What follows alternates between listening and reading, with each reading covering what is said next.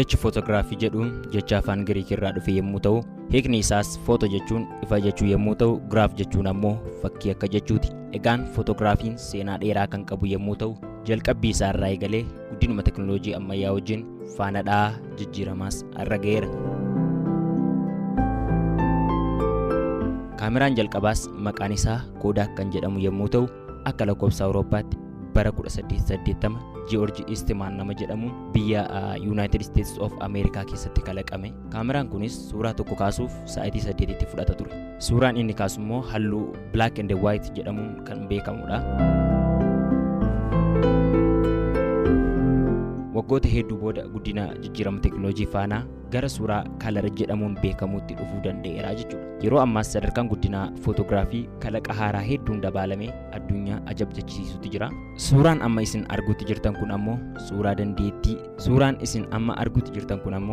dandeettii jabaan ittiin mul'ate ta'uudhaan addunyaa irratti beekamtii guddaa argate, mata duree dubbiis ta'uudhaan namoota hedduu biratti dinqisiifannoo guddaa argatee jirudha. Suuraa kana haala kanaan kaasuudhaaf egaa guyyoota 62 fudhachuudhaan akkasumallee kaameraa garaagaraa 24 fayyadamuudhaan yaalii hedduu booda suuraa kana miidhagsanii kaasaniiru. Egaan suuraa kana immoo wanti adda taasisuu fi akka inni dinqisiifannoo guddaa argatu isa godhe ammoo suuraa kana bilbila harkatti qabatanii jirtan gadi garagalchuun yoo ilaaltan yookiin suuraan kun wanta inni irra jiru marayyuu gadi garagalchuudhaan yommuu ilaallu bishaanichi samii fakkaachuudhaan konkolaataan immoo bakkuma isaa qabateeti kan turu.